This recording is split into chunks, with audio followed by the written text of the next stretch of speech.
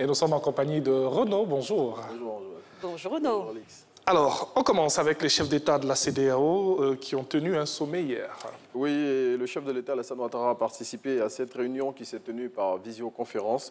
Au cours de cette rencontre, les dirigeants de la CEDEAO ont harmonisé leur point de vue concernant l'élection du président de la conférence des chefs d'État et de gouvernement de l'Union africaine pour la période 2022-2023, ainsi que celle des membres de la commission de l'organisation sous-régionale. Plus de précisions dans Fraternité Matin. Et les élections législatives. L'expression fait un clin d'œil à ces candidats qui ont décidé de passer le relais à la nouvelle génération. Tout à fait. Le confrère consacre un article à ces ténors qui ont décidé de passer la main aux jeunes pour donner plus de chances à leur formation politique d'être élus. L'expression cite des anciens du PDCI ou encore du RHDP qui ont décidé d'adopter cette façon de faire. Et pour le parti au pouvoir, il cite à titre d'exemple le ministre de la promotion de la riziculture, Gaoussou Touré, député d'Odiéné, qu'on voit ici à l'image, qui a décidé de se retirer de la course à l'hémicycle.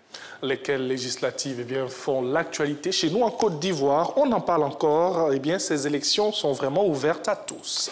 C'est le moins qu'on puisse dire au regard des candidats qui vont prendre part à ce scrutin. Soir Info est allé regarder de près la qualité des candidats et il révèle qu'on y retrouve un peu de tout. Des Nyambro au taulier, en passant par les dockers, les couturiers, les mécaniciens, les chômeurs ou encore un élève qui a pour suppléant, tenez-vous bien, un instituteur. Le confrère fait d'étonnantes révélations sur de nombreux candidats, tout en soulignant que dans la commune de Cocody, il y aura un beau duel entre Yasmine Aouenien du PDCI et Serge Djibré, candidat de l'initiative citoyenne 1000 volontaires pour changer la Côte d'Ivoire. C'est sûr que la physionomie de cet hémicycle est bien représentatif de notre nation. Alors, on part maintenant pour l'organisation terroriste Al-Qaïda, malheureusement, qui vise notre pays et le Bénin. C'est la révélation faite par Bernard Émier, le patron des services de renseignement français, selon le boss de la Direction générale de la sécurité extérieure française, dont les affirmations sur ce projet terroriste sont reprises par presque tous les médias nationaux. La nébuleuse terroriste a mis en place un projet d'opération de grande ampleur qui va concerner plusieurs pays de la sous-région, au nombre desquels la Côte d'Ivoire et le Bénin. Plus de précisions dans l'intérieur. Et donc, cette question sur le même sujet, la Côte d'Ivoire sera-t-elle vraiment dans le viseur des terroristes d'Al-Qaïda ?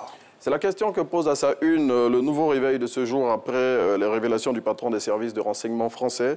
Selon le confrère, si cette information était avérée, elle serait en grande partie du fait de la porosité des frontières nationales. Le confrère revient sur les effrayantes révélations des services français et tire la sonnette d'alarme. Le Matin dénonce un chantage de l'opposition sur la question de la libération des prisonniers de l'opposition. Oui, et sur la question, le confrère se veut incisif en lançant à sa une: Ouattara ne cédera à aucune pression. Selon le confrère, le dialogue politique ne peut effacer les crimes commis par ces prisonniers. Le Matin, pour terminer, souligne que le jeu de l'opposition qui consiste à vouloir mettre la pression sur le chef de l'État pour obtenir la libération de cette détenue pourrait compliquer leur situation. Et de la politique au sport, il n'y a qu'un seul papier. Le comité de normalisation de la FIF a débuté ses consultations. Oui, l'équipe de la sénatrice Dao Gabala a entamé hier une série de rencontres avec les responsables des clubs ivoiriens. Cette rencontre, selon la présidente du comité de normalisation de la FIF, qui est citée par l'intelligent d'Abidjan, a pour objectif de favoriser la reprise des activités de la fêtière du football national. Il en ressort que le championnat national devrait reprendre le 14 mars prochain. Et concernant l'élection du nouveau président de la FIF, l'intelligent d'Abidjan souligne que cette question n'a pas été évoquée par la nouvelle patronne du football ivoirien. Et justement, parlons de cette dame, une grande dame, la présidente du comité de normalisation de la FIF, demande le soutien de tous les acteurs du football national pour la reprise du championnat. Oui, c'est le 14 mars 2021 que le championnat national de Ligue 1 va reprendre après son interruption depuis le mois de mars 2020 en raison de la Covid-19. La question a été évoquée hier au cours de la rencontre que Mme Gabala a eue avec les responsables des clubs et à qui elle a demandé une union sacrée autour du comité de normalisation afin que cette reprise se fasse dans de meilleures conditions. Merci beaucoup à Renaud pour toutes Antoine. ces informations. Donc, c'est à vous maintenant de converger vers les kiosques à journaux pour acheter. Acheter et surtout Voilà. soutenir la presse ivoirienne. C'est Elle en a important. besoin. Oui, oui.